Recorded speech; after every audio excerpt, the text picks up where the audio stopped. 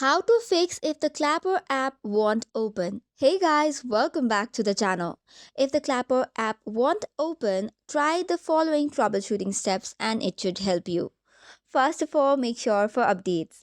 Make sure you're using the latest version of Clapper app. This can be checked by either visiting the Google Play Store or Apple Store, searching for Clapper and updating if a new version is available or introduced. You can just tap on update button if it is available. After this, you can just simply restart your phone. This resolves the issues with app not opening as it clears the temporary system glitches. Moving on with the next step, head over to the phone settings, tap on the gear icon to open the settings, and then scroll down to find the apps.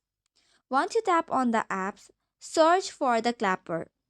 After that, you will land to this page. Go to storage and cache and then clear the cache. This will remove any corrupted data causing the app to the malfunction. Head over to the previous page and force stop the application.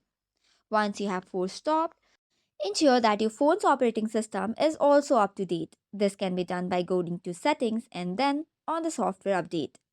However, sometimes the issue could also be from the server end on Clapper.